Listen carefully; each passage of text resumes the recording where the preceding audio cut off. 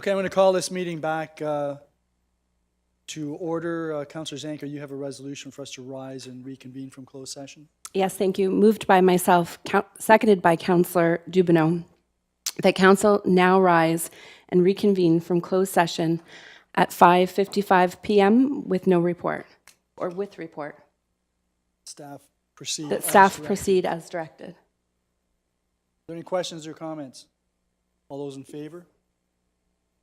That is carried. All in favor. Councillor Butler, you have the motion to adjourn. Yes, thank you, Your Worship. Moved by myself and seconded by Councillor Dubineau that Council adjourns at 5:56 p.m. to reconvene into a special meeting of Council on March 18th, 2019. All those in favor? None opposed. That is carried. So we're going to take a 5-minute break, and then we'll be back here to start.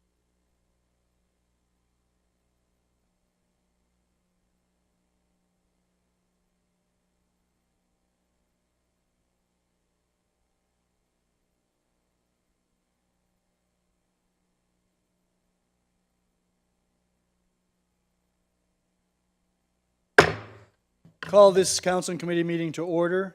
We begin this meeting by acknowledging that the land on which we gather is the traditional territory of the Haudenosaunee, the Mississaugas of the New Credit, which are the subject of the Mississaugas Treaty at Niagara 1781, and Between the Lakes Treaty Number 3 of 1792, and also of the Anishinaabe people. Madam Clerk, the roll call, please.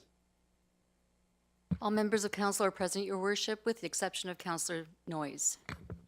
Thank you. There is no addendum this evening. There's a couple of announcements.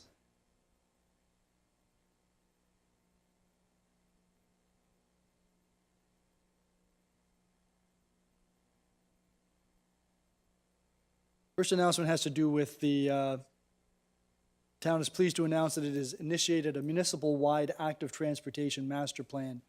Walking, cycling, rollerblading, wheeling are common forms of active transportation. I notified Mr. Miller that he'd left out running, which is something that I know we're all very much interested in. Active transportation promotes active living and healthier alternatives to vehicular travel, which is also better for the environment. The master plan will identify gaps in our existing infrastructure and the intent of completing a more comprehensive network of on-road and off-road trails, sidewalks, and cycling lanes. There's a memorandum on this master plan in our council package this evening. The public is invited to find out more about the initiative by going to our website, www.forterie.ca, and how they can provide valuable input into the study. The public is also encouraged to watch for social media and press announcements in the future for other engagement opportunities. And the second announcement has to do with the response by our local volunteer fire department on the evening of March 14th. So last Thursday, they responded at 9:48 p.m. to a structure fire at 2 neighboring addresses on Central Avenue between Queen Street and Bertie Street. The fire originated in a shared garage and migrated quickly to the interior of one of the homes while causing some radiant heat damage to the other. Stations 2 and 3 responded initially with a full complement, and a second alarm was dispatched, calling in stations 4 and 5 due to the multiple locations of the fire and the number of those hose lines that were pulled. A quick knockdown occurred initially, but a total of 41 firefighters in all were required to completely eliminate all extension and hotspots. There were no injuries to the residents nor the firefighters. The Office of the Fire Marshal assisted with the post-fire investigation, and it was determined to be an accidental fire. The chief expressed his appreciation and pride at the firefighters' aggressive professionalism in quickly extinguishing the potentially damaging fire. And on behalf of council, Chief, I also want to extend our appreciation and gratitude for the excellent work that your volunteers have once again done in protecting people and property in Fort Erie. So thank you. That then takes us to declarations of pecuniary interest. Are there any this evening? There being none, There are a couple of upcoming public meetings. One has to do with our budget. And on March the 25th, next Monday, we will be considering our general levy and general capital budget bylaws. On Monday, April the 8th at 6 p.m., there will be a public hearing for proposed changes to a zoning bylaw with respect to shipping / cargo containers, converted shipping / cargo containers, and vehicle bodies. So that meeting starts at 6 p.m. and will be held here in the council chamber. There are no public meetings this evening. We do have a consent agenda. Would anyone like any of the reports removed from the consent agenda? If not, can I have a mover for that consent agenda, Councillor Dubenow? Are there any questions or comments?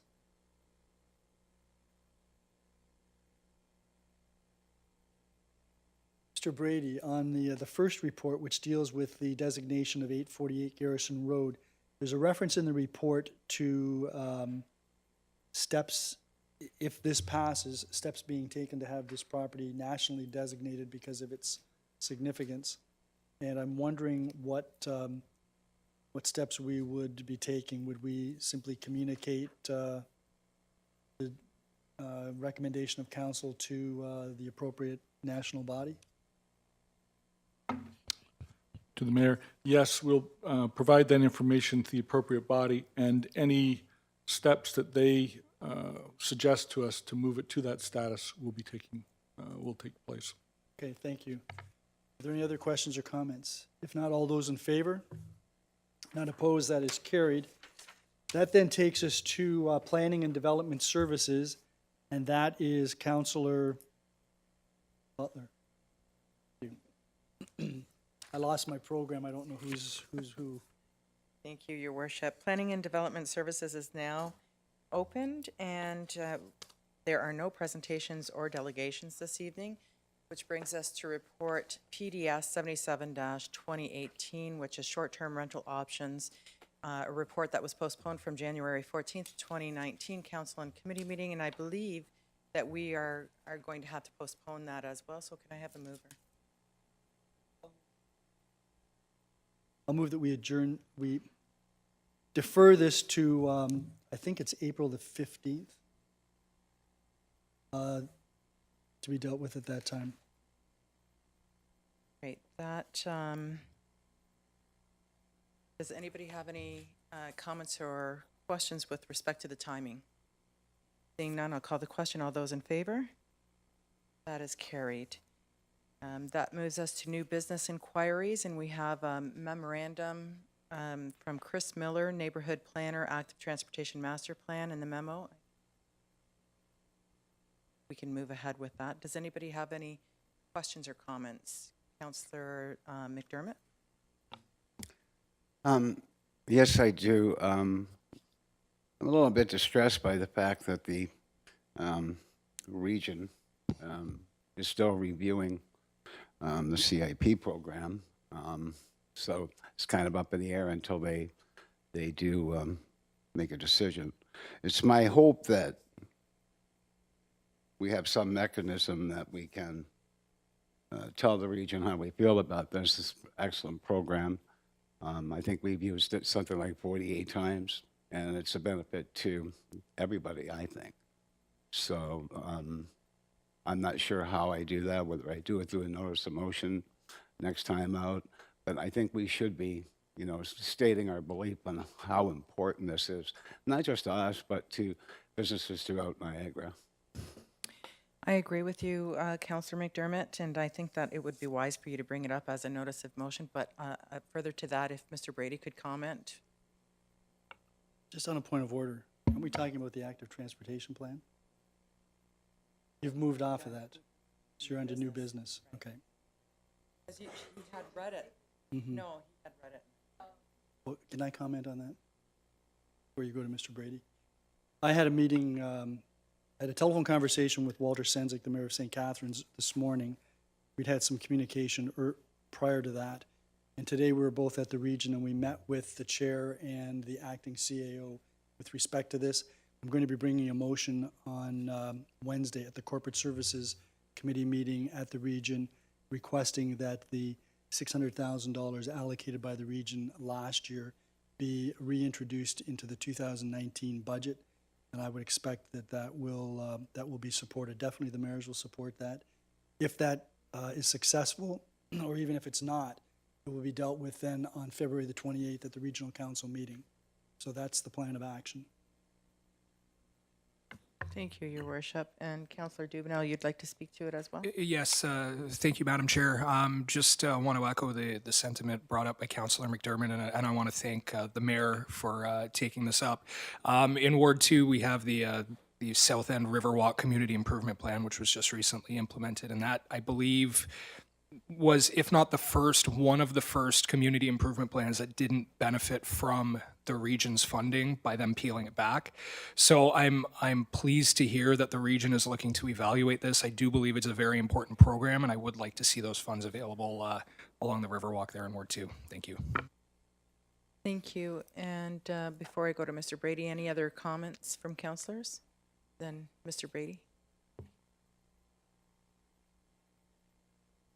Staff had planned to bring a report, and it is finalized on April 1st of how we would deal with the regional inactivity to the CIP program. If the mayor is successful in his bid, then the report will be not as required. Thank you. That brings us to business status report. Does anybody have any questions or comments with respect to that? Seeing none, I will return the chair back to you, Your Worship. Thank you very much, Councillor Butler. That takes us to infrastructure services. That would be Councillor Zanko. Yes, thank you, Your Worship. Infrastructure Services is now in session. We do not have any presentations or delegations this evening. So can I get a mover for Report IS 13, 2019, Service Level Enhancements for the Operation of the newly redeveloped Bay Beach site? Councillor Butler? And Madam Clerk, can I just seek some clarification from you? Do you want us to move every single option and defeat the options that aren't favorable?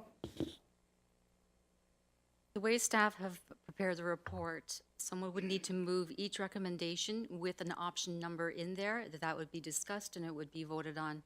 If it's defeated, then something else would be put forward. So I would suggest that you deal with each one separately. Okay. That makes sense. Sure, thank you. Does members of council have comments or questions, or do we, okay, I think we should start going down the list. okay. So I'd like to move for the first category, option 1 modified. The modification being that there be special season passes available to residents at the sum of $15. And if I could maybe speak to that. Sure. So it would be council directs staff to proceed with option 1 modified for beach admission at Bay Beach. I'm thinking that the passes should be photo ID. I've been advised by staff that a machine can be acquired for $2,500 that would provide that. The cost of of preparing those cards is probably in the neighborhood of $10. So it seems to me that a $15 charge is reasonable, and people that want to acquire it can then come to the town hall, get their pass, and they've got their pass for the entire season.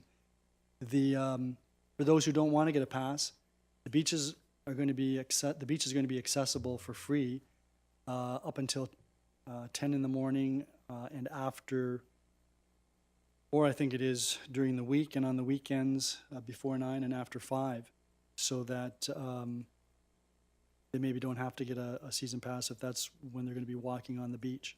It seems to me that this is the least complicated, most effective way to deal with it at a reasonable price that it does require the bulk of the burden of cost to be borne by non-residents. Is there any questions? Comment? Councilor Dubno? Yes, thank you, Madam Chair. this one's a tough one for me because I've been of the belief all along that access to the beach should not be a cost for anyone. It's difficult, but at the same time, I realize that the practical realities of this and the costs involved to do this just make that not an option. And having spoke with several constituents in Ward 2, I understand that they also don't want to expose themselves to the risk for costs to operate this beach. This is a tough one. In my heart of hearts, I wish we could, keep that beach free, but I know it's not. And I have to respect the wishes of the people who put me here. And those are the voters of Ward 2 who have expressed to me numerous times over the last few weeks that they believe that users of the beach should be paying for this. So I'm grudgingly going to support this, and I would hope that a year from now we can reevaluate this to see where we are as far as costs, what it costs to operate the beach, how much money we're taking in, maybe look at that going forward. But for the first year, I'm going to support this, and I look forward to the beach opening. Thank you. Are there any further comments? Councillor Luberts? Yes, thank you very much, Madam Chair. I spoke earlier today with Mr. Walsh on different options that are here, and one of the things that I commented on was when we had our public meeting. I think it was pretty clear. The residents of Fort Erie said that they would prefer that the residents weren't charged a fee to get on the beach, and but I see here a $15 season pass. Is that just for residents, or non-residents? Just residents.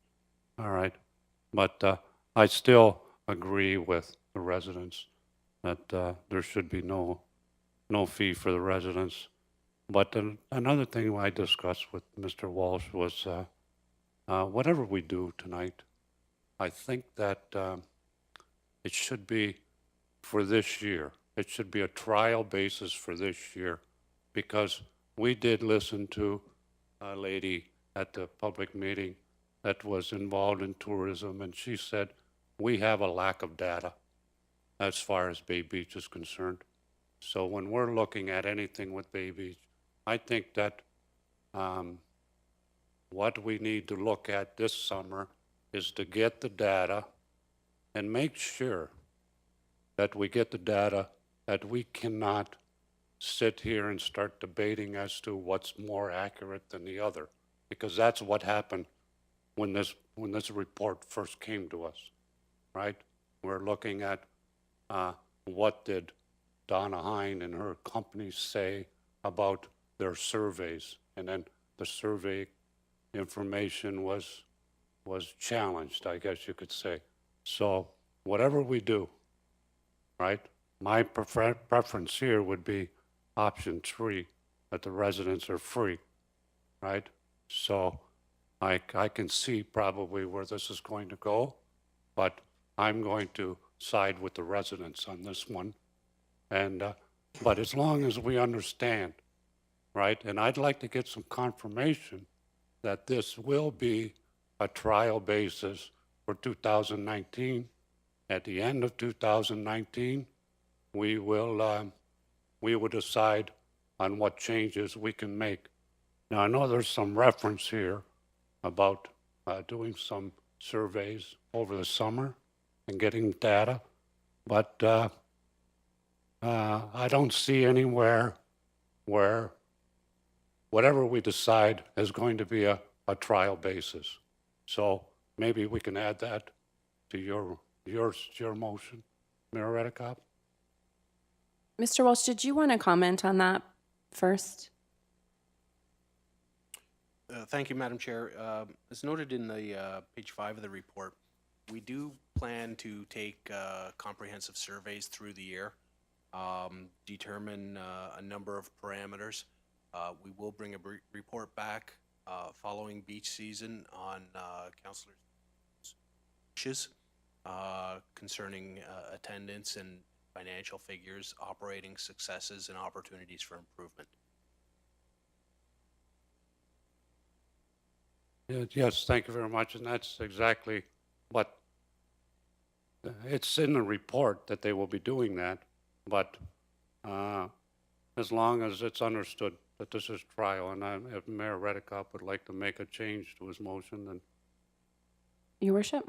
Well, can I simply suggest that when we finish the 4 options that are on the list of recommendations, that we add a 5th that simply state, someone will have to move this, that all aspects of the operation of Bay Beach be reviewed prior to the end of 2019, so that before the end of this year, when we've got the data and the information, it'll be clear that we'll have to review all of these aspects, not just the admission. yeah, that's fine with me as long as, yeah. When we get to there, I'll move that as Okay. well. I did have a Sure, go ahead. question. Yes. The one question that I had, and I was just looking at my notes here, wasn't really, I was a little up in the air, to be honest with you, I've been up in the air on this thing all along, about children, say, children 10 and under. The option doesn't provide for any discrimination between people by age.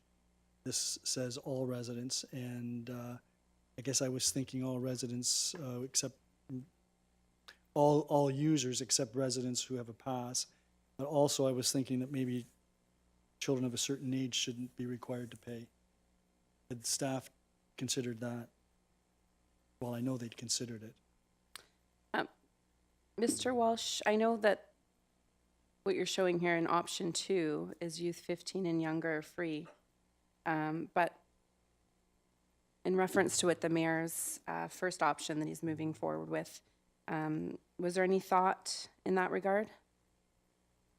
I'm sorry, Madam Chair, with respect to age limits? Age 10 and under.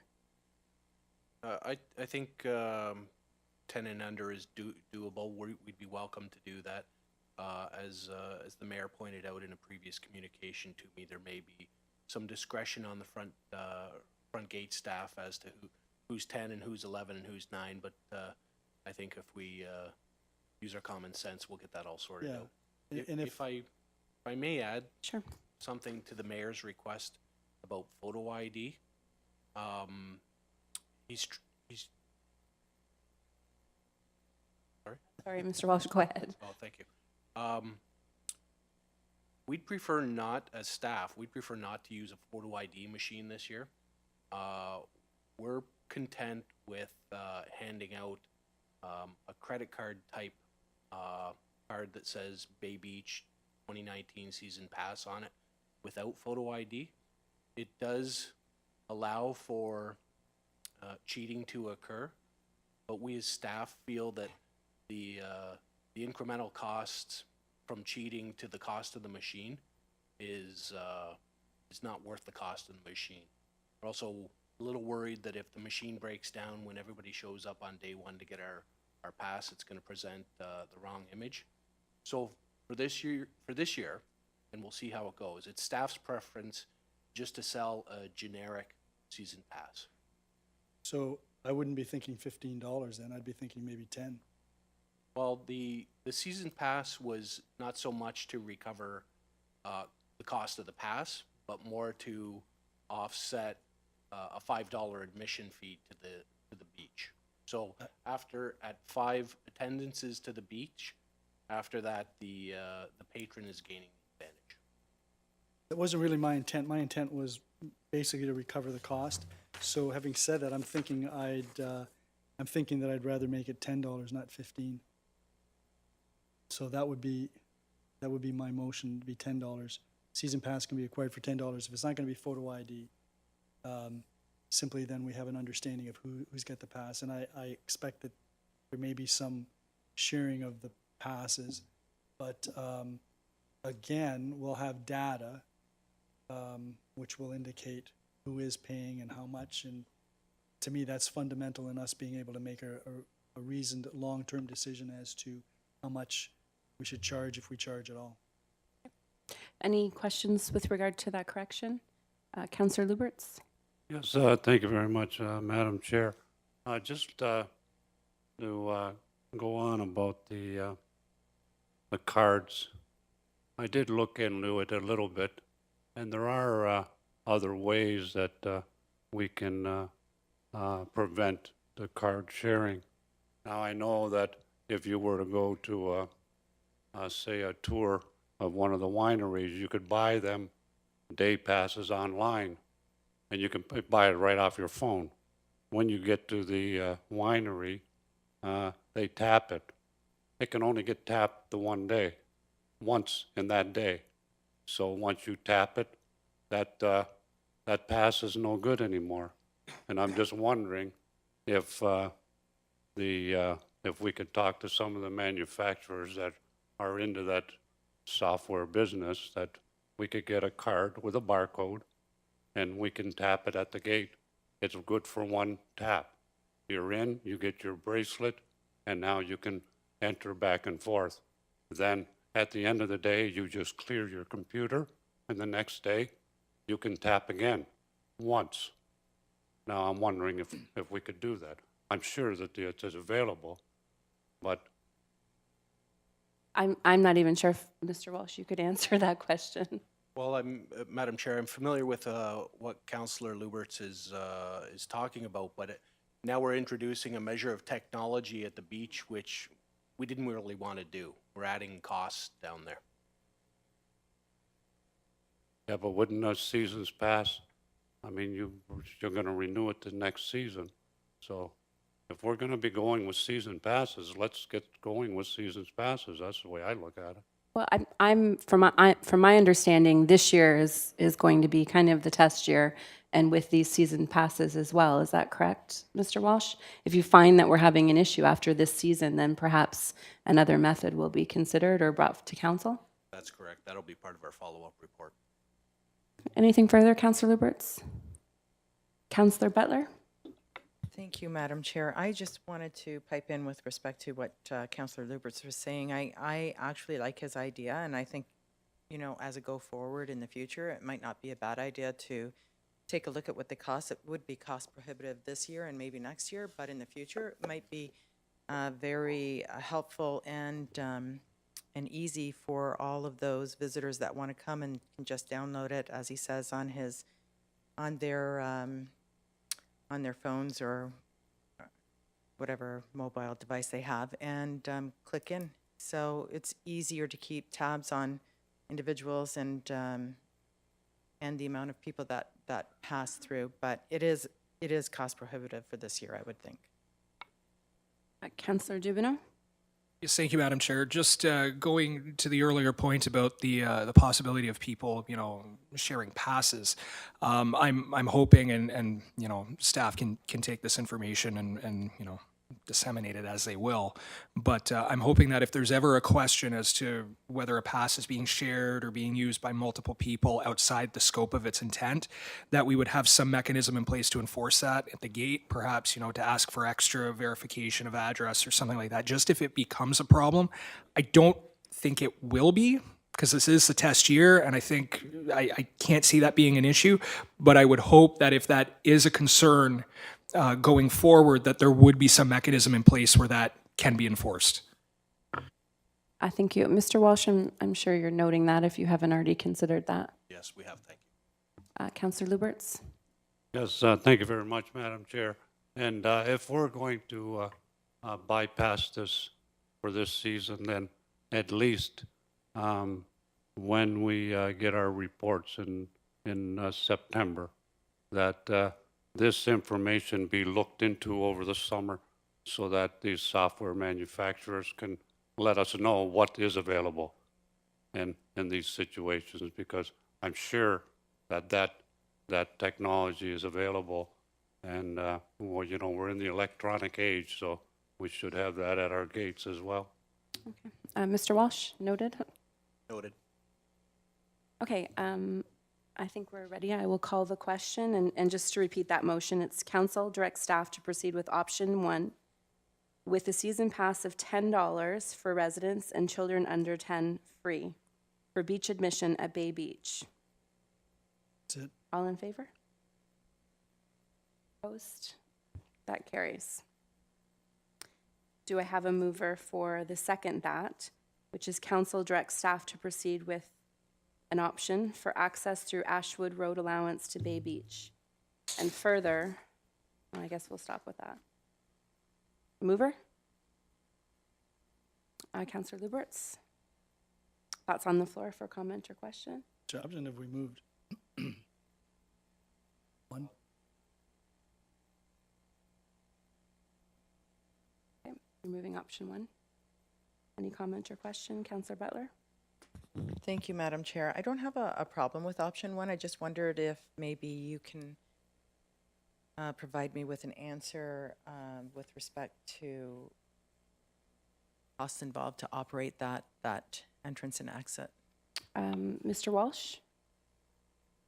Through you, Madam Chair, it's essentially keeping a staff member present during all operating hours.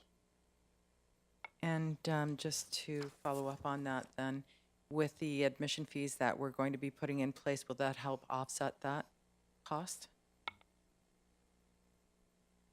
Mr. Walsh, and I guess actually for the residents in the audience and listening in, option 1 is full access, entrance and exit to the Ashwood Road allowance. Sorry, Mr. Walsh? Through you, Madam Chair, certainly every dollar raised through admission helps offset any operating expenses. Thank you. I'm going to support option 1. Thanks. Councillor Luberts?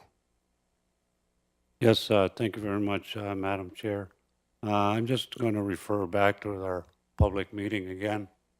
And I think that it was pretty obvious there as well that the residents would prefer that Ashwood entrance be available for entering and exiting, right, to have full access. And I think more than anything, most of them were discussing the fact that they wanted to make it easier for the business owners. And so, you know, when people coming from out of town, if you're not a resident and you're here with a resident, you know, your guests were going to have to enter into a different gate because they're non-residents. You're going to have to break the party up. The residents go into the Ashwood entrance. The non-residents are going to have to walk down the street to get to the other entrance. I think it'll be much cleaner if we allow full access. As far as manning the gate, I know one of the options coming up is beach security and having a security company there.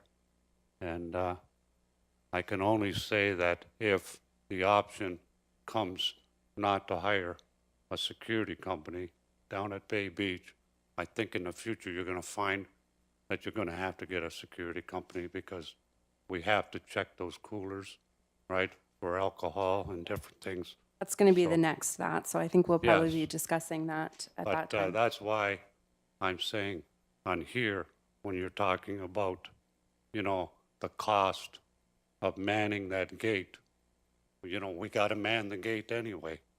So, you know, and I don't think that one extra person sitting at a gate is going to break us.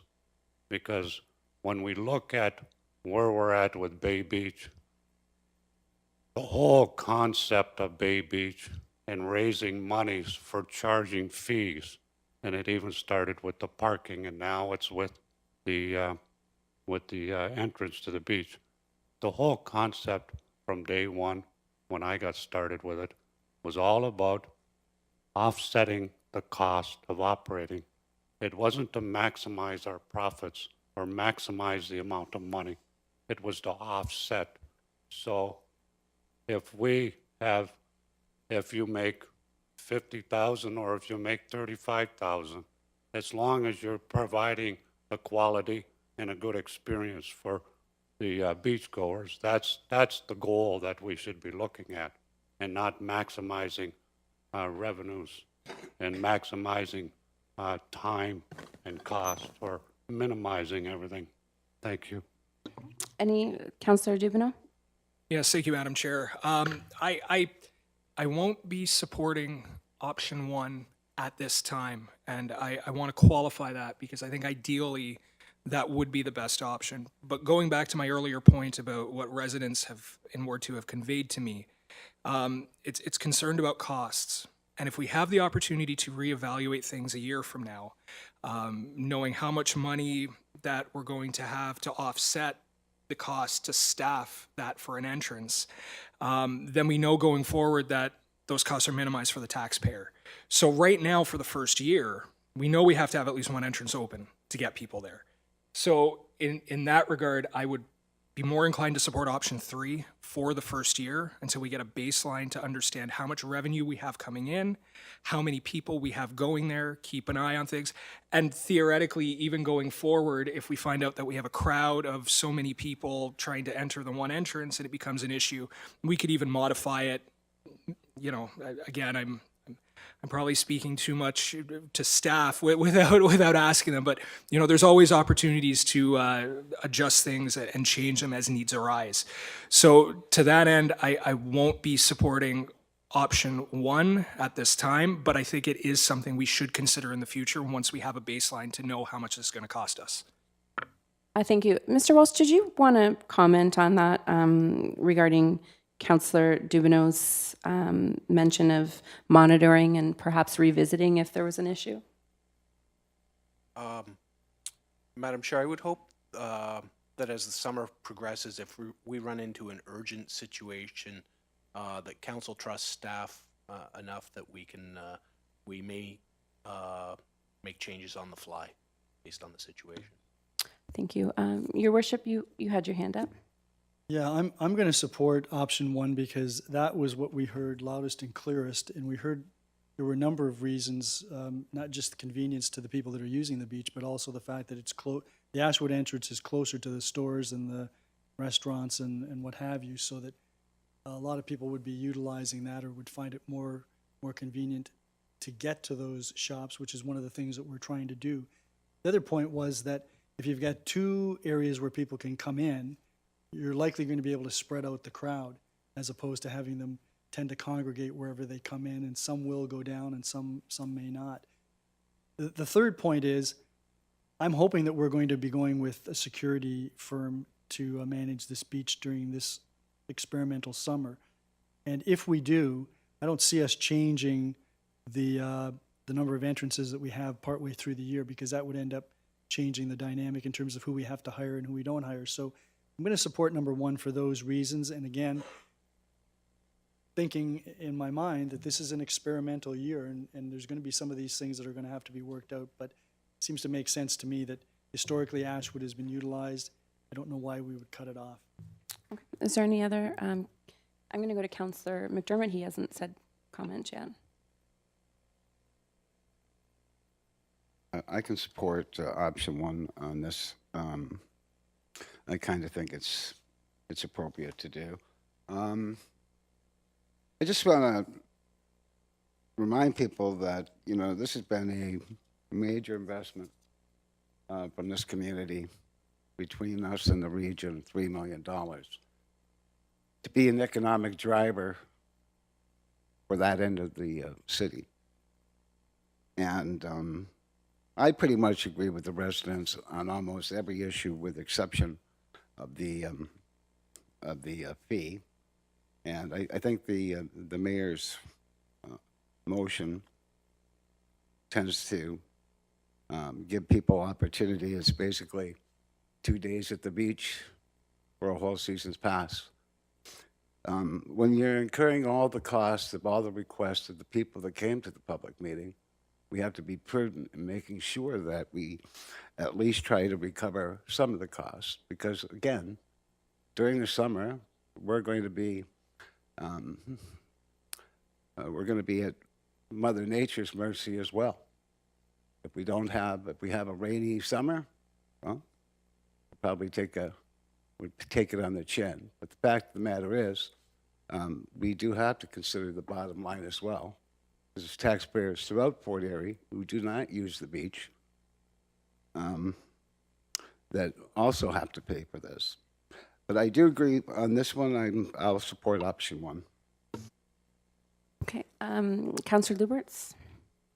Yes, thank you very much, Madam Chair. I'm looking at the other two options. I have to ask the question to Mr. Walsh. It says that that they will require less staff. Well, you're going to have staff there to see if the people are coming in or going out. So how would you have less staff? Because I don't need two people, one to see if you're going in and one to see if you're going out. You only need one staff. So whatever you do, even if you need two staff, whatever you do, I don't think it matters whether you're going in of the gate or out of the gate. So where is the savings in staff? I would imagine no staff being at exit only. It would be closed off. But Mr. Walsh, did you want to comment on that? Thank you, Madam Chair. Looking at option 2, it does say less staff, and I think I agree with Councillor Luberts. That may be an error on our part in the report, but certainly option 3 would require no staff.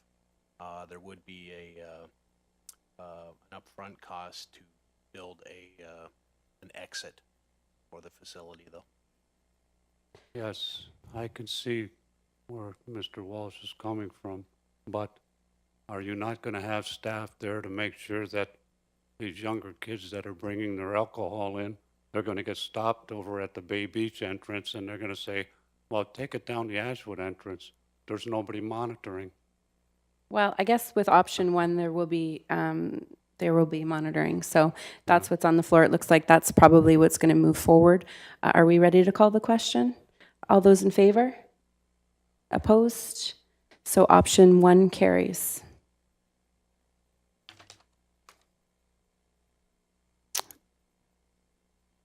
Your Worship? Can I move option 3 for, the option for the security, whichever it is? I'm looking at the old report, so the option with respect to security. Option 2? 2, can I move that, please? Sure can. Option 2 is on the floor. Is there any comment or question? Councillor Butler? Thank you, Madam Chair. Before I support that, I just wanted to get clarification with respect to option 1. Is that possible? Sure, absolutely. Are you wondering what the MLEO is? I got clarification. Okay. on that. Just asked my neighbor next door here. And, but I wondered, could we supplement that with student staffing? Mr. Walsh? I'm sorry, Madam Chair, through you to the councillor, can we supplement what with student staffing? The municipal, the MLEO, enforcement officer, can we supplement with students for that one, or does it have to be an MLEO? And Mr. Walsh, can Niagara you Regional explain Police what Services. MLEO is as well? An Municipal law MLEO enforcement officer? is a municipal law enforcement officer. They are deputized by council to enforce the bylaws of the town. They can hand out infraction notices. In this case, we would be utilizing MLEO staff to enforce the beach laws, which involve structures, barbecues, alcohol, etc., sanitation, as well as utilizing staff, MLEO staff, for parking enforcement in addition to our existing staff.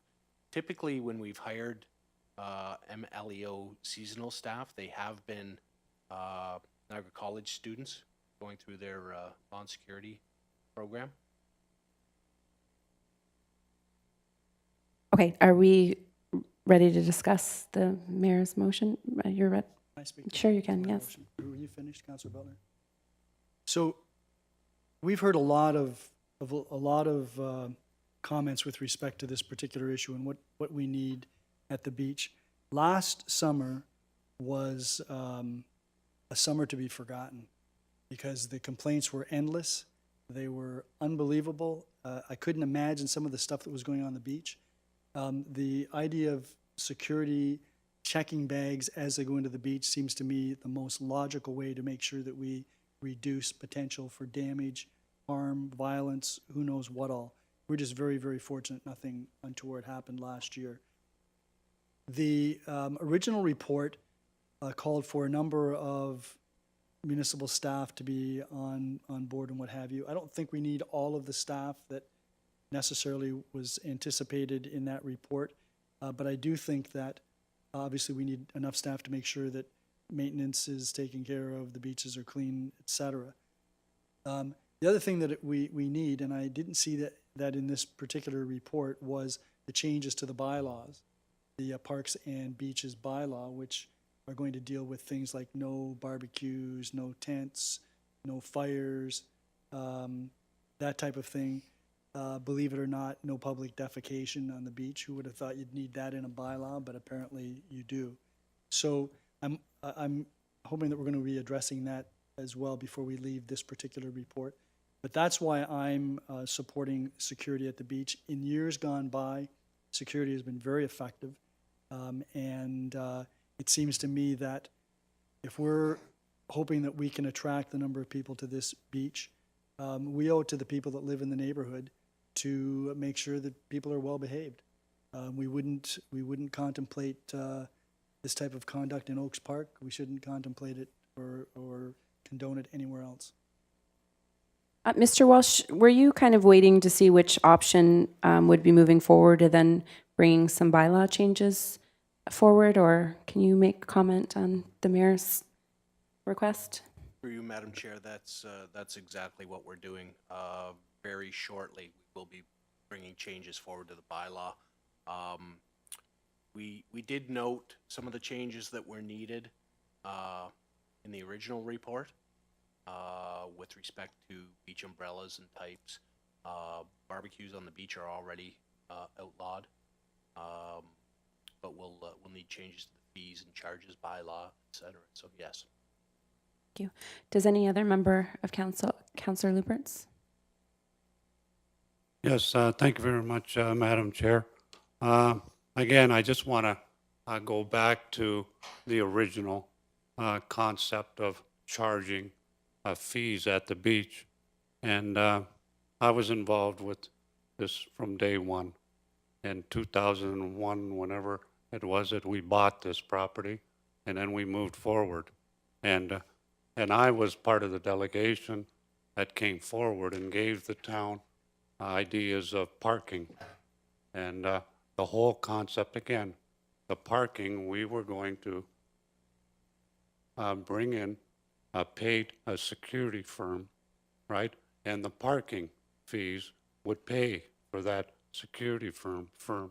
And that's what this whole idea of charging fees at the beach was all about, is so that we could manage it properly, right?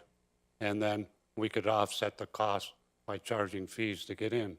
So now, if we look at what we've done so far, we've moved option one on the pay and the admission. So everybody's going to be paying. So we're going to have the revenues, right, to pay for the security, the contracted security.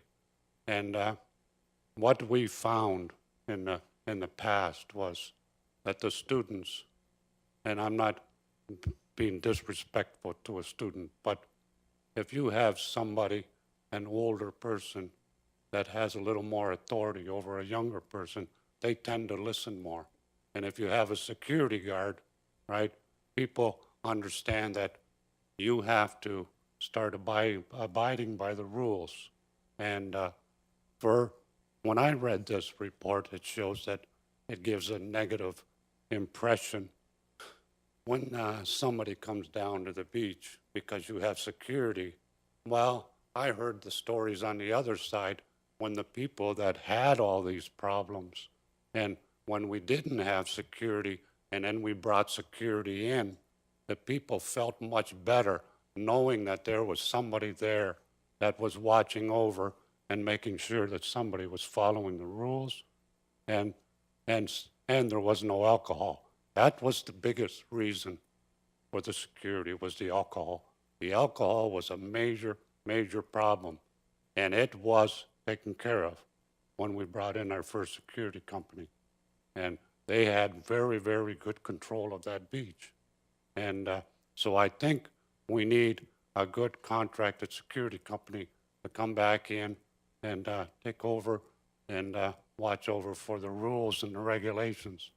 As far as the municipal law enforcement officer taking away their duties and their flexibilities and everything, we need a municipal law enforcement officer anyway for the parking, because the security company would be doing the beach operations, and you're still going to have your law enforcement officers to do your parking down in Crystal Beach on the side roads and whatever you have. So, you know, losing out on one end and the other, I don't think we'll have that problem. But the revenues will be there now that we're going to be charging everybody to get on the beach. Any further comment or question? I will call the question. All those in favor with option 2? That carries. Councillor Butler? You can move the next one. Do you have an option in mind? I would like to move option 1, paid on-street parking, please. Are there any questions or comments? Councillor Dubineau? Yes, thank you, Madam Chair. I'm just wondering, just looking through here, was there any consideration given to residents to be able to get a pass to be able to park within the vicinity of their house? I just want to clarify that just in case anyone is concerned about that. Mr. Walsh, again, option 1 is paid on-street parking. Was there any consideration to residents? Our consideration is only for residents that do not have space for a driveway. There are a number of residents, I want to be clear on this, there are a number of residents that do not have a driveway but have space for a driveway. They are not eligible for a pass. Those that do not have space for a driveway can come in and we'll figure out some sort of pass for them this season. Okay, thank you. Is there any other comment? Councillor Dubineau? No. Any other member have comment? Councillor Luberts? Yes, actually, this is going to be a problem no matter what we do. And if you got on-street parking, you're going to be paying, but you're still going to have problems. And I think that probably maybe we can do something with September. We'll have a better idea. When we looked at the original report, staff had set some streets aside and they made some kind of parking arrangement on there. And those that is as well is going to have to be reviewed in September. And I just want to make, it looks like this is probably our last option. I just wanted to make one more comment to our residents. And one of the comments that I made to Mr. Walsh this afternoon when I spoke with him is that whatever we're doing down here at Bay Beach, everybody, and this is my personal opinion, we all have to be patient. The town of Fort Erie is going through the growing pains of trying to learn how to operate this beach. And I know that we could go to other municipalities and see what they're doing, but no matter what you do, every situation is unique to your own municipality. So this is what we're doing. We're, excuse me, we're going through our growing pains. We'll review everything in November, or September rather, and then we'll make other changes as we go along. But the on-street parking, I don't know that if we're going to have a lot of people coming to our beach, I don't know that we're going to ever solve that problem. And that's just my personal opinion. But if option 1's on the table, I'll support option 1. Any other comment or question? I will call the question. Are all those in favor of option 1, paid on-street parking. That carries.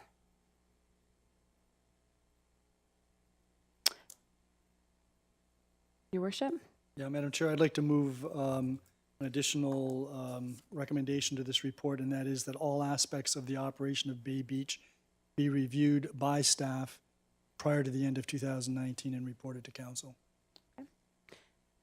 That is also on the floor. Does any member have comment or question? Councillor Dubinow, then Luberts. Yeah, thank you, Madam Chair. And I think this is a very, very important aspect to all this, because regardless of how anyone personally feels or how anyone in the community feels, to echo what Councillor Lubert said, we're in the growth phase, and we're in the point now where we're determining exactly how we move about, how things work, what it's going to cost us, how much revenue we're going to bring in from this.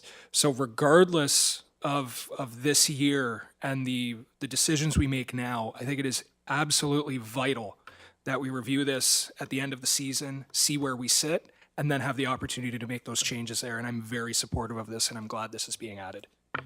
Thank you. Councillor Luberts. Yes, thank you very much, Madam Chair. And just to follow up on the fact that we're going to be reviewing the review, I think we have to have our residents involved in that review as well, because just to take our data ourselves and have the review, I think the residents they're the stakeholders in all of this. So if we're going to do anything in September, I would hope that the residents would be involved. They've been involved throughout this whole process of Bay Beach. Everything we've done with Bay Beach, we've involved the residents, and I think we should continue. Thank you. I'll call the question. All those in favor of that addition? That carries. Does any member of council have any items of new business? Councillor Butler. Thank you, Madam Chair. I just wonder if perhaps the director could take a look at one of the roads in Ridgeway, and it slipped my mind, I'm sorry. It's the one closest to Maple Leaf. one street over. Did you want to? But I will send you that street, because the street is being engulfed by one great big huge pothole. You could send that to Mr. Walsh, not necessarily me. That would be great. Thank you. Councillor Dubinow. Yeah, thank you, Madam Chair. This past Thursday, I was called out by some residents out in Garrison Village about a woodlot located behind several houses on Canada Drive. And due to the devastation of the emerald ash borer that we've had in this community, the town, which owns the property, had to go in and remove several dead ash trees. And my understanding from speaking with Sean Hutton, as well as other individuals, we had the arborist out there, or two arborists out there. Their names escape me, and I apologize for that.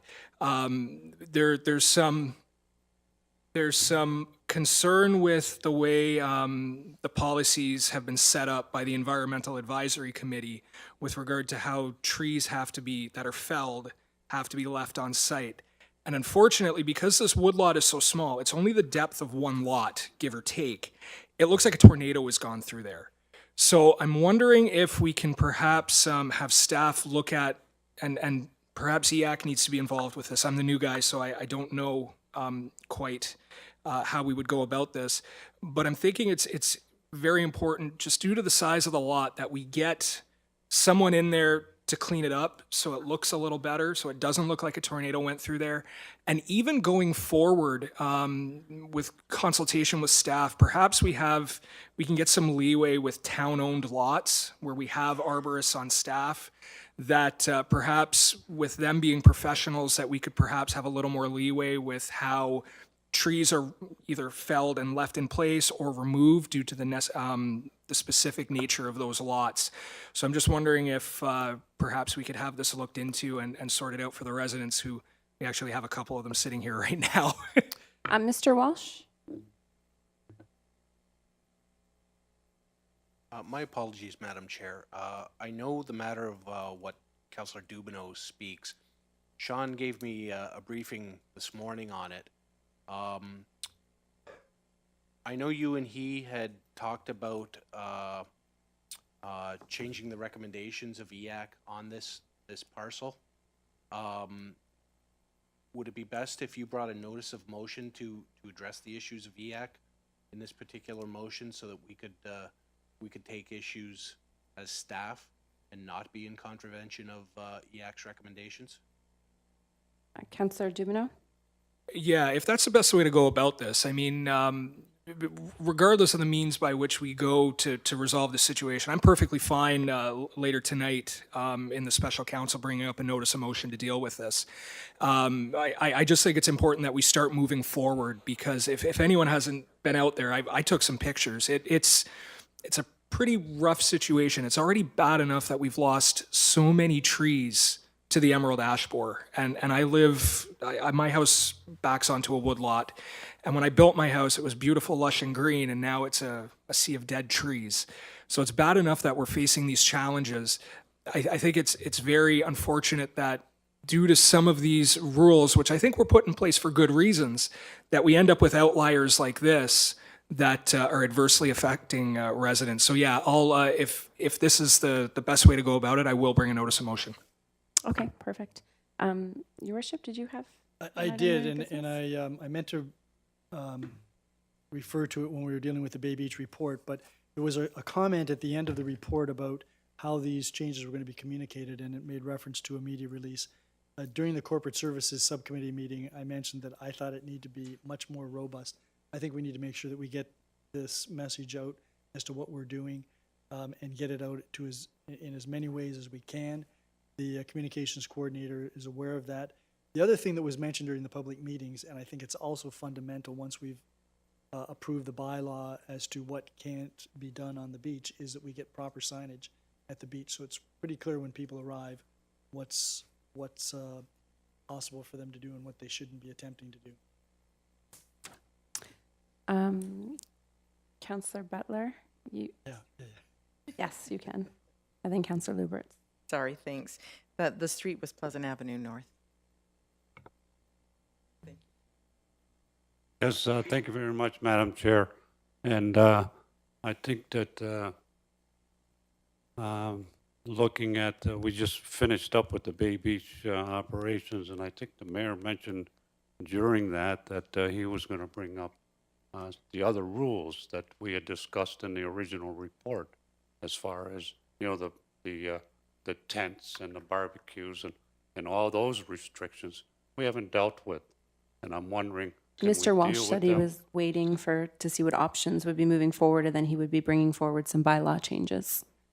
And when will that happen? Mr. Walsh? As soon as we can. This weekend? If you want to come to my house, you're more than welcome. No, you can call me. Okay, thank you very much. I look forward to that this weekend. And as far as the trees, Thunder Bay Road, the trees on Thunder Bay Road, I spoke with Mr. Cookett about this last week, and I told him that I would bring this up, and the Environmental Advisory Committee wasn't happy with things that are going on in that lot. And so anyway, I told them that I would ask for the tree plan that was supposed to be submitted according to the resolution that was passed by council. I would like to see that plan. And the second thing is, I spoke with some people from the environmental industry here in town, and I think that Harbor Town, for instance, is the March 15th starts the migratory bird nesting season. So I think that we need to notify the contractor that he's no longer allowed to remove any more trees until the migratory bird nesting season is over. It started, I believe, in Harbor Town report. They used March 15th as the start. So if staff could notify the contractor not to remove any more trees until I think it ends sometime the end of August, beginning of September. I think that would actually go to Mr. Brady. Mr. Brady? Thank you for that. I'm not sure that March 15th is the appropriate date, but I will look into it. I believe the Conservation Authority uses a different date, but I'll look into it and we'll get back to. Yes, thank you very much, Mr. Brady. If it's not March 15th, it was March 20th, which is 2 days from today. So, but we looked at it, and I think that's the report. That was the number, that was the date that was recommended for Harbor Town. So, Mr. Brady is going to look into that. yeah, okay, thank you very much. Anything further?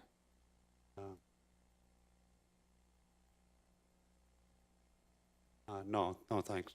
That's Your it. worship? Yeah, I just wanted to comment on Councillor Lubert's first point, which had to do with the cutting at 3285 Thunder Bay Road. We received an email, Mayor and Council, at 5:03 today, indicating that the plan has been submitted. It's been reviewed by the staff, and there's a couple of letters and a plan attached to that email, which deals with that specific issue. They received it today? We were in closed session at that time, so we probably hadn't had a chance. I At haven't. 5:03 it came in. Yeah, You received a copy as well. Oh, all right, okay, yeah, we you were. would oh, have that All right, in your email. okay. Anything further? I just have a comment to infrastructure staff. Just a thank you. I know we've had, and I'm sure all of council has had numerous calls from residents. I wanted to thank your staff for filling the potholes as quickly as you have been. I know myself, I've been bombarded with calls, and your staff has been quickly to look into matters. I also wanted to explain, because I've explained this probably about 30 times over the weekend, that the conditions, as far as weather conditions that we've had, seem to contribute quite nicely to the massive craters that we have. And Mr. Walsh, not to put you on the spot, I'm sure I've explained it quite well, I want to say, but I'm sure you can explain it quite better. Can you just give us an explanation as to why we're seeing these massive craters pop up everywhere? Thank you, Madam Chair. There's nothing I like better than talking about engineering issues. Our roads, when they're subject to differential freezing and thawing, such as we get when it starts to warm up, some parts of the road stay frozen and soft, and the sections of the road that thaw and warm up, they actually allow the water to collect in the stone, and before it can drain away, it may be trapped by frozen areas. That creates a soft spot in the road, and that's essentially how your potholes develop. We have been taking numerous calls and emails through it. We add it to our list. We're trying to attack our potholes in 2 different ways. One is on an area basis, and one is on a severity basis. We are thinking about putting out a social media blast to get some solicitation from our residents and road users out there, that they can help us identify where the worst areas are. But the public can be assured that we're attacking them as fast as we can. Thank you. And just one further question. When residents have a pothole that's quite dangerous, we encourage them to call the town, obviously. Is there a certain person or a certain extension that they should be contacting? Yes, there is. Sure. One moment.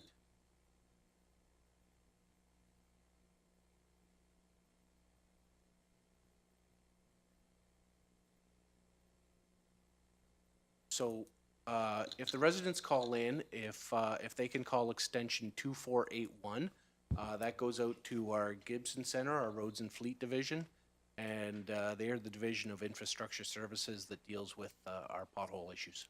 Excellent. And maybe if we are doing some sort of a media release, that could be included as well. But thanks again. And that concludes infrastructure services. I'm going to pass the chair back to you, Your Worship. Status report. Okay. Business status report. Is there any questions regarding the business status report? Seeing none, I will now pass the chair back to you. Thank you very much, Councillor Zanko. That takes us to Corporate and Community Services, Councillor McDermott. Thank you, Your Worship. There are no presentations and delegations this evening. We'll deal with the first report, 10.2. COS 03 2019 council meeting schedule. Mover. Worship. Comments or questions? Your Worship. Yeah, I originally thought that it's not broke, why fix it? But I had an opportunity to review the report, to speak to Councillor Butler, who had initiated the review. And I'm prepared to support this because it may very well be that this is as an effective schedule of meetings as we require. I note that staff indicates that they're supportive of proceeding with this. I would like to amend the recommendation, though, to provide that we review this in January of 2020, just to make sure that it is meeting the needs of our residents, and in particular, the developers and the business people with which we deal. This is an issue that comes up periodically. It came up a couple of times when I was the mayor before, and we, as a council, have this council in particular, pride ourselves on being responsive to our residents and our businesses and the development community. It seems to me that the ability to respond and turn around applications for rezonings, official plan amendments, that type of thing is very important, and we wouldn't want to lose that competitive edge that we have on most of the other municipalities. And I do believe that we are going to end up with a number of special council meetings on the second committee meeting of each month, simply because we will want to be able to approve by bylaw things that we've approved at the first committee meeting before we wait until the regular council meeting at the end of the month.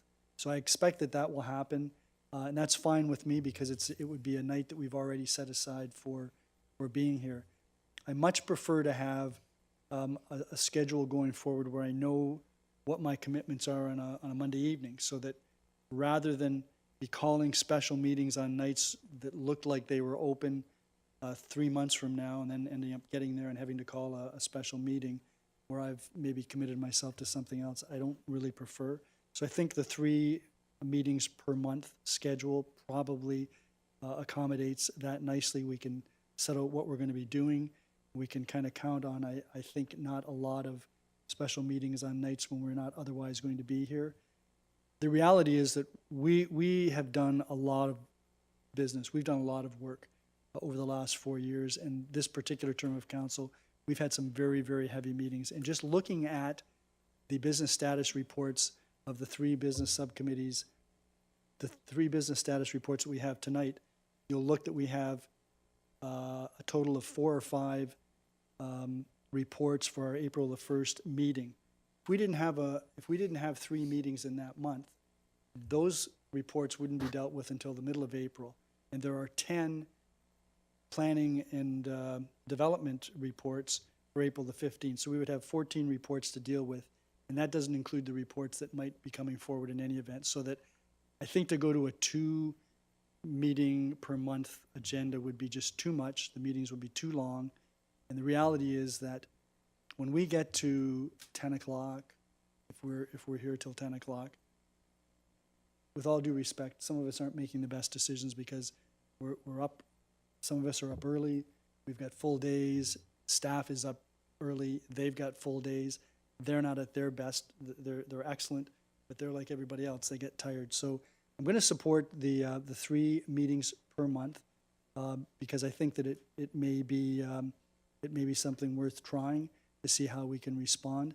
Staff has indicated that in the months February through May, September through November, we typically have busy schedules because of the budgets, because of the efforts to try to get out our tenders after we've approved our capital budgets, and because of the nature of the development approvals that typically come in early in the year and later in the year. So I'll support this with the additional amendment that it be reviewed in January 2020. Anybody else? Councilor Luberts, then Yes, thank you very much, Mr. Chair. Yeah, I'll be supporting this year's schedule, but I'm just curious as to just some of the comments that the mayor had made, and he made some comments about having 3 meetings a month. But this year is saying we're going to have 3 consecutive meetings in a row on a Monday, and then a week, and then a week with no meeting, and then back to 3 consecutive. And I'm wondering if there was ever any thought about like having like 3 meetings in a month, and just 3 meetings each month. That means if we had a 5th Monday, we'd have 2 Mondays off or an extra Monday off. But also, if there was ever any thought about putting the meetings so that the first week there wasn't a council meeting, and that would take us away from these Monday holidays. And then we have the Monday meeting on a Tuesday. And I'm wondering if there was any consideration ever thought of maybe having 3 meetings in a month, like the mayor has mentioned, instead of 3 consecutive meetings in a row, and then doing it that way. I'm just wondering if that was possible. go ahead, Your Worship. So the schedule shows, aside from the months where we have the 2 meetings, which we already have, it's going to be, there will be 3 meetings in a row in each month. And if you look at the Appendix 3, which outlines, that is the one that I moved, isn't it? Yes. It shows that there will be a committee meeting the first week, a committee meeting the second week, and then the third week will be the regular council meeting. So that there will be 3 meetings. The months when there aren't 2 meetings, there will be 3 meetings. We're looking at Schedule 3, right? And that's on page 9 Yeah, of the report. Appendix 3? Yes, Appendix 3. Appendix 3. And as I said, the only anticipated special council meetings I think that we'll be calling will be the night of the second committee meeting, where we may want to approve by bylaw some of the reports that we've approved at committee the week Yeah. before. Councilor Luberts?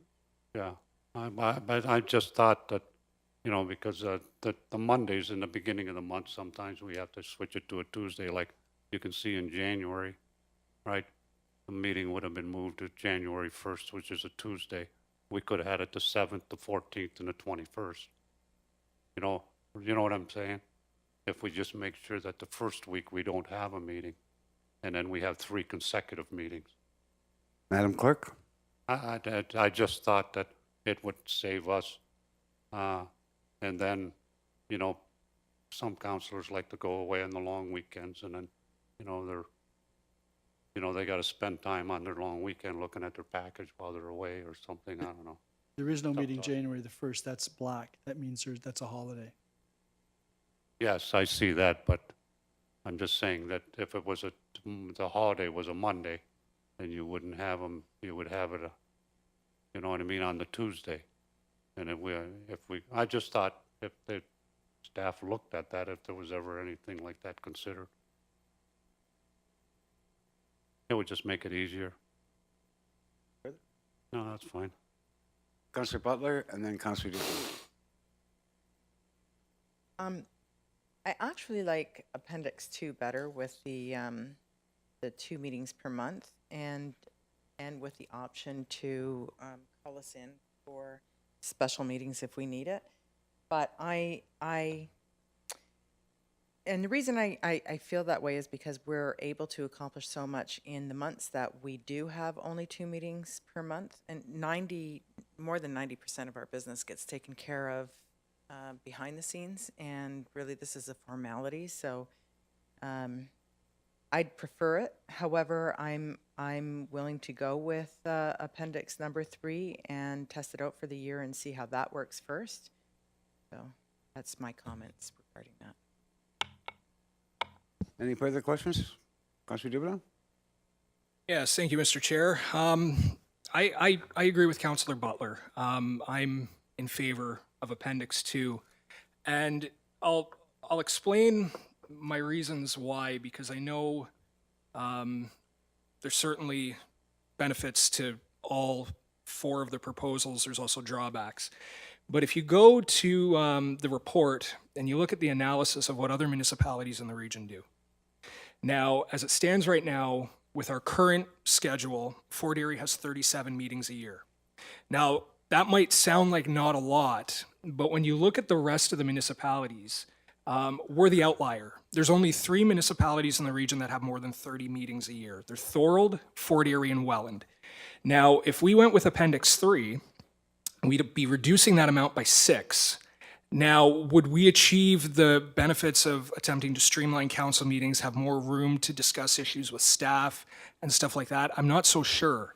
Now, if we went with Appendix 3, we're reducing us from 37 to 31. We're still more than 30 meetings a year. When you look at other municipalities, you look at Grimsby, Pelham, Niagara-on-the-Lake, Port Colborne, and St. Catharines. They all make do with between 20 and 23 meetings a year.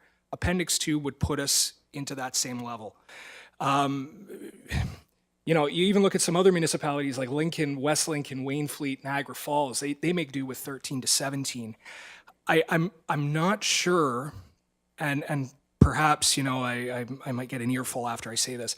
I'm not sure there's anything specifically special about us that would require us to do 31 meetings a year when other municipalities the size like Grimsby make do with 20. And if we contact staff, you know, we get the information from staff beforehand, we ask the questions, we get the information, then we should come here and present the information that we obtained to the residents who are watching at home, rather than sitting here and asking 20 questions, catching them off guard, then having them go back, have to look up the information, bring it up again, and you end up with this cycle. If we utilize this forum for what it's intended for, which is to address the residents on these concerns that are in the agenda, and not use it for other purposes, I think we can make do with 2 meetings a month. So to that end, I would prefer Appendix 2. If we're gonna go with Appendix 3 and only reduce the amount of meetings by 6, I'm not even sure that's even serves a purpose. So either we do this to bring us in line with other municipalities in the region, or why do it at all? That's my opinion of it. And I would be willing to offer up an amendment to this motion to do Appendix 2 if others are in agreement on that. Worship? Well, first of all, you can't move to amend it because you'd have to vote against it. Just a couple of points. If we were going to emulate all the other municipalities in Niagara, we wouldn't be allocating a portion of our levy to infrastructure renewal. We wouldn't have set up a community gaming corporation. We wouldn't have a different economic development delivery mechanism. There's lots of things that we wouldn't be doing. The community in Niagara right now that's doing the best in terms of attracting new businesses and economic development is Welland. And Welland is the community that actually holds the most meetings. So I don't know that there's anything that necessarily benefits Fort Erie from reducing the number of meetings to emulate those who are holding 1 or 1.5 meetings on average per month.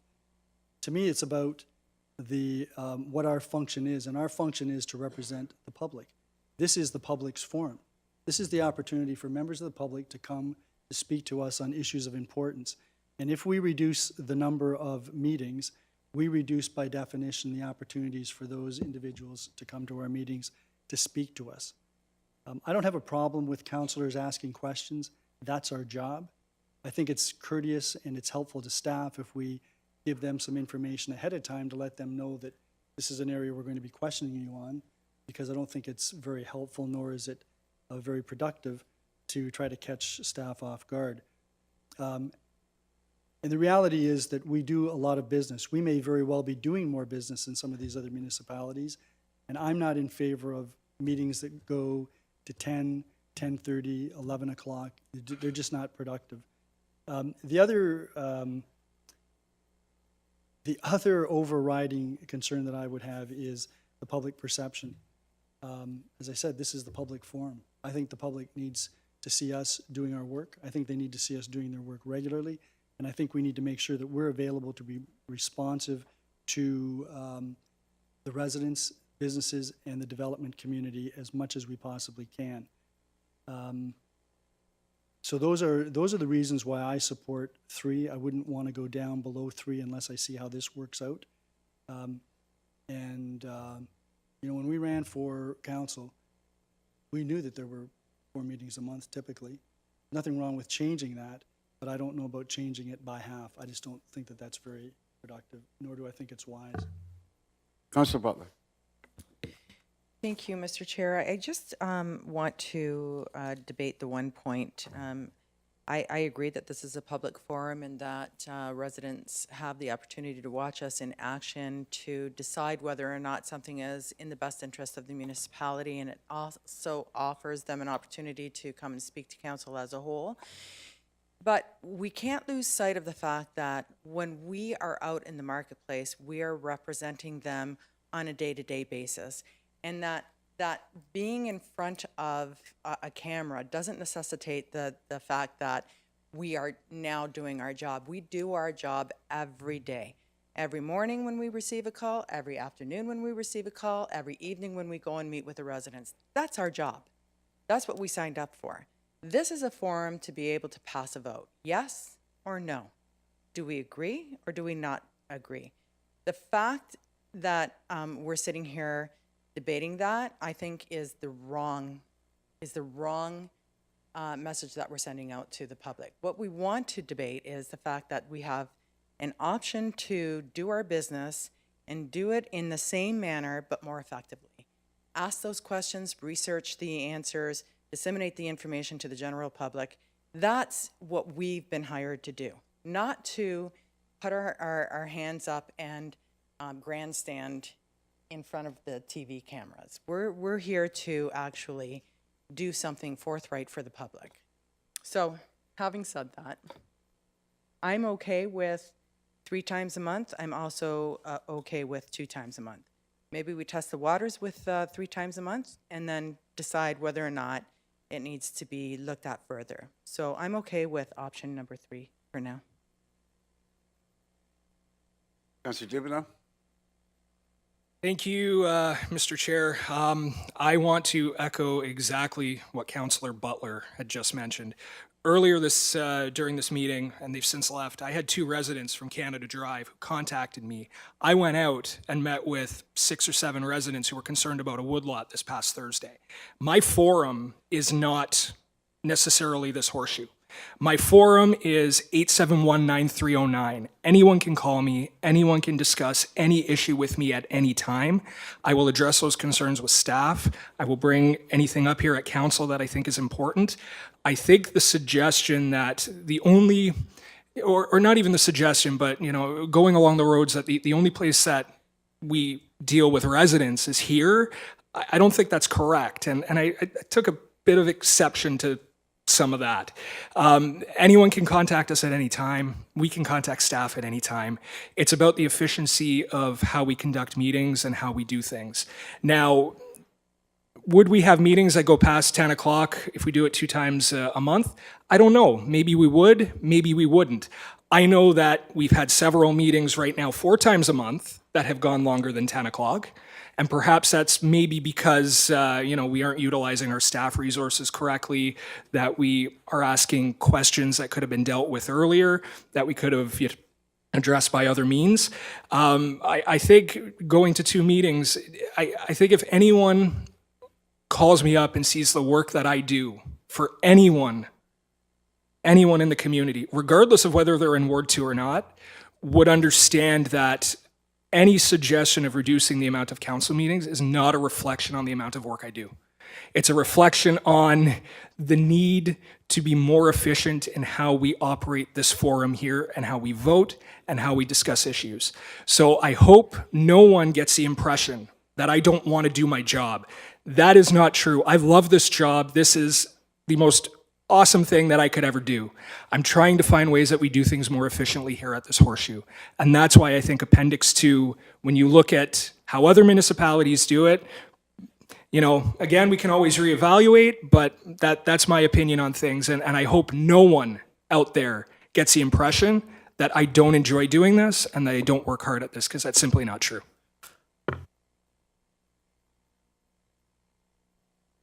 Any further comments? Oh, Councilor Liberts. Yes, thank you very much, Mr. Chair. I'll try to be short. When I first got elected as a councillor, I knew that it was going to be every Monday. Now, if you look at the report, and if you see the other municipalities that have less per month, look at the times that they start. They're starting their meetings earlier because a lot of the meetings go later, and I'm only going by myself. I worked as an electrician. We worked till 5 o'clock. And if I were to ask every week that I have to leave work an hour early so I can get to a council meeting, my boss probably would have said no, because when I leave the job, I was 50% of the workforce. There was only 2 of us, and it's not safe for an electrician to work alone. So that means both of us have to go home early. And probably I wouldn't have ran for council.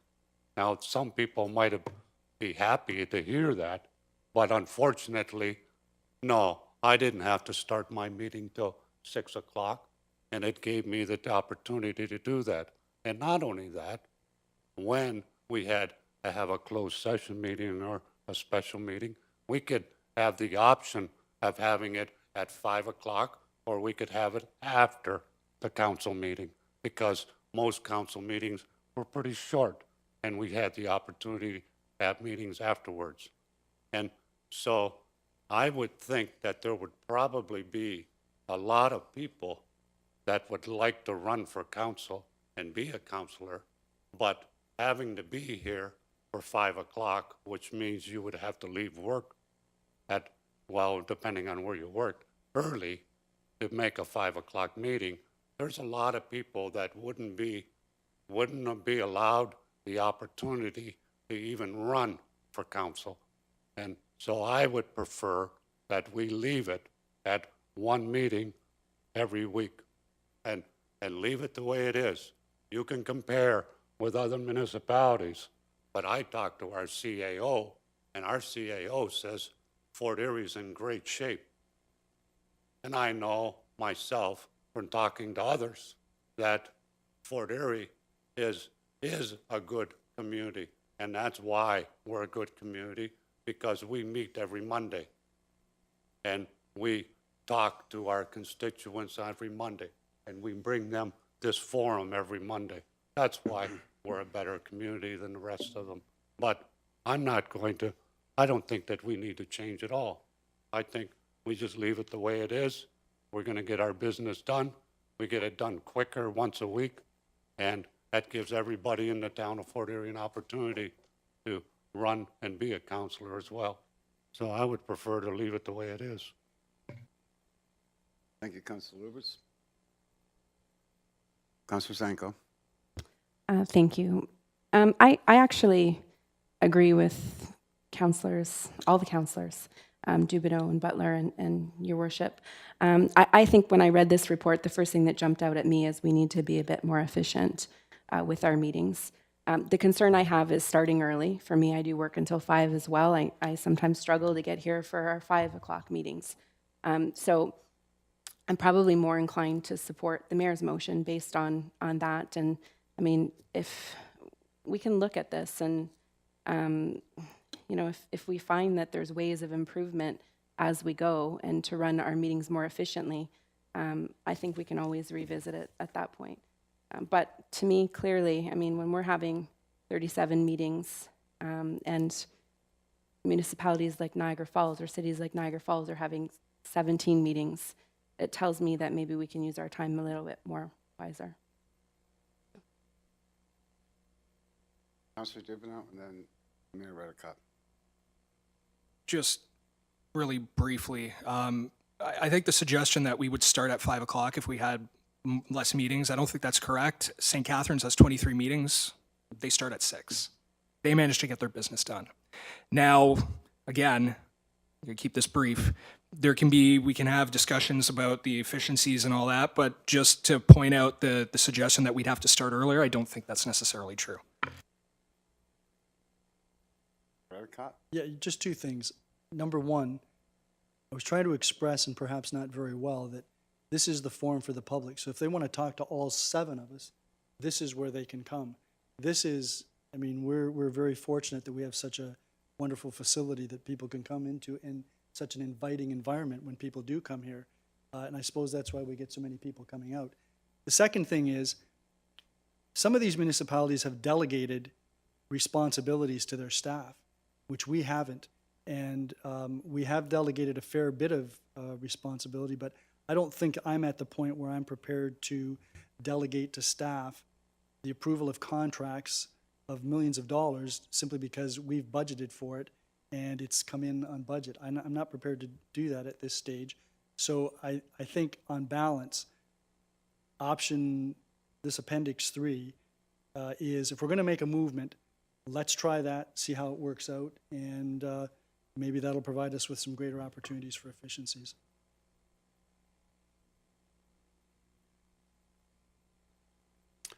So I just want to chime in, might as well. I supported the 2, although tonight I guess I'll support Appendix 3. We'll give it a whirl. But to be quite frank, most of the work that I do is done at night. So when I'm not at committee, I am shepherding people around this community, trying to sell the benefit of coming to Fort Erie. So I do most of my work, if I have a day off, I never miss an opportunity. So this part-time job by choice for me is a part-time job, but it's pretty much a full-time job at night. So I understand what the councilors are saying, and I kind of think that, you know, that extra day off is going to be refreshing not only to us, because we could probably get some, it's not like we're probably going to have a night off, we'll probably be doing our homework at home. But again, staff puts in terrible long hours. I like to think that we care about our staff, and our staff works very hard and sometimes very long hours, and having an extra night with their family probably wouldn't hurt them. So I don't think we're going to shortchange the taxpayer. I don't think any of us would ever think that would be a part of it, or we would be doing it tonight. I think it's to our benefit that every time that we're here, that we're refreshed and that we're ready to work. And one thing I've noticed anyway over the past 5 years is that counselors, for the most part, come prepared at all times. And they do ask the bulk of the important questions ahead of time. And I think that's a good thing, because you don't want to put staff on the spot. For all intents and purposes, you want an answer, and you want a fulsome answer. And we normally repeat those fulsome answers here anyway. So I think it's just a matter of fact that all of us should be doing our homework, and that we should be coming here fully prepared to do whatever debate we have to do. And I think we can do that with the 3 meetings, so I will support that option. Anybody else?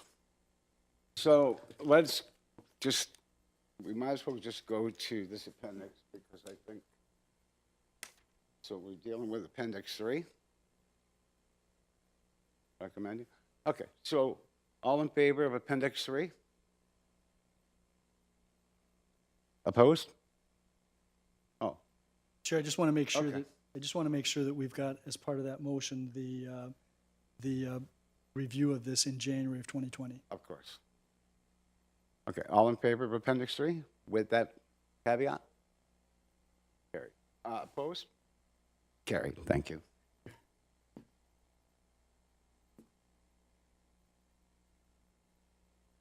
Could I have a mover for a report CS 03 2019 2018 Statement of Remuneration and Expenses to Mayor, Council Persons? Appointed by council. Councilor Zanko? Comments or questions?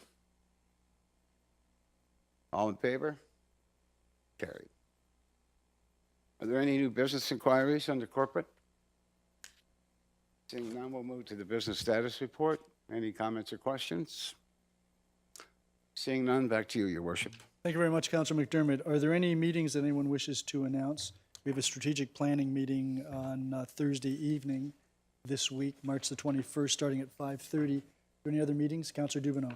Yes, thank you, Your Worship. There's a Fort Erie Fort Erie Municipal Nonprofit Housing Corporation Board meeting this Wednesday at May's Restaurant in Stevensville at 9 a.m. I'm the alternate. I'll be attending in place of Councillor Noyes, who's the normal member there. There's also a regional water, sorry, I have this written down, water standard of care meeting tomorrow that myself and Councillor McDermott, I know we're both attending. And that's it. When is that?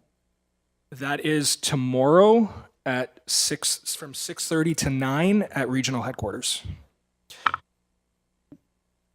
Councillor Zanko. Thank you, Your Worship.